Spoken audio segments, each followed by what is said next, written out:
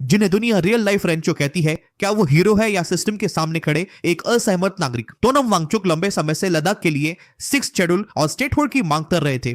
उनका कहना था कि लद्दाख की जमीन, नौकरियां और पर्यावरण को बाहरी दबाव से बचाना जरूरी है। इसी मांग को लेकर उन्होंने कई बार हंगर स्ट्राइक की और राष्ट्रीय स्तर पर ध्यान खींचा। सितंबर 2025 में उन्होंने 35 दिन की भूख हड़ताल शुरू की। सोशल मीडिया पर यह आंदोलन तेजी से फैला और देश भर में समर्थन आने लगा। लेकिन 24 से 26 सितंबर के बीच हालात बिगड़ गए। लेह में प्रदर्शन हिंसक हो गए, सरकारी दफ्तरों और वाहनों को आग लगा दी गई, सुरक्षा बलों पर पथराव और झड़प हुई। इसमें 4 प्रदर्शनकारियों की मौत हुई, दर्जनों लोग और कई पुलिसकर्मी घायल हुए। प्रशासन का आरोप है कि सोनम वांगचुक की भड़काऊ भाषणों और वीडियो ने माहौल को उग्र बनाया। इसी के बाद बड़ा एक्शन हुआ। 26 सितंबर को लेह पुलिस ने उन्हें गिरफ्तार किया और उन पर एनआईए लगाया। फिलहाल मामला जांच और कानूनी प्रक्रिया में है। लेकिन सवाल यही है, क्या सोनम वांगचुक की मांगे जायज है? सोनम चाहते हैं कि लद्दाख को एक अलग स्टेट बनाया जाए और साथ ही उसे 6th शेड्यूल में शामिल किया जाए। इन दोनों मांगों का मुख्य उद्देश्य यही है कि सेंटर का सीधा कंट्रोल कम हो और लद्दाख का लोकल एडमिनिस्ट्रेशन ज्यादा पावरफुल बने। लेकिन यहीं पर कई दिक्कतें हैं।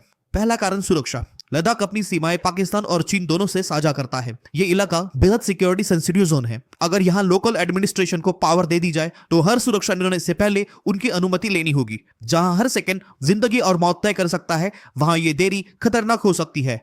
दूसरा कारण है आर्मी की ऑपरेशनल फ्रीडम। अभी लद्दाख के यूनियन टेरिटरी होने की वजह से आर्मी और सेंट्रल फोर्सेस आसानी से अपने ऑपरेशंस चला पाती है।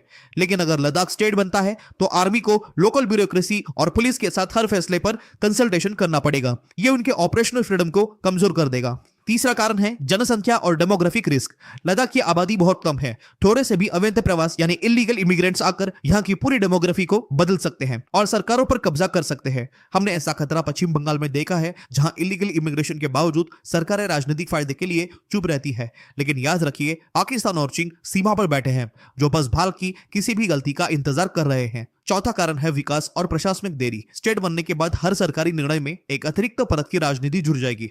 इससे ज्यादा पैसा, ज्यादा संसाधन और सबसे जरूरी ज्यादा समय लगेगा। लद्दाख जैसे संवेदनशील इलाके के लिए यह देरी किसी भी खतरे से कम नहीं होगी। और सबसे आखिर में पांचवा कारण फिल्म बनाम हकीकत। कृपया 3 इडियट्स के फुनसुक वांगडू को देखकर यह मत मान लीजिए कि सोनम वांगचुक भी वही मासूम और बिंदास जीनियस है। जमीन पर हालत कई ज्यादा जटिल है। यह एक गंभीर सुरक्षा और राजनीतिक मसला है, सिर्फ फिल्म जैसी कहानी नहीं है। एक तरफ लद्दाख के लोग अपनी पहचान, जमीन और नौकरियों की रक्षा चाहते हैं, दूसरी तरफ केंद्र सरकार को सुरक्षा और सीमा पर स्थिरता की चिंता है। सोनम वांगचुक की गिरफ्तारी इसी टकराव की सबसे बड़ी मिसाल बन रही है।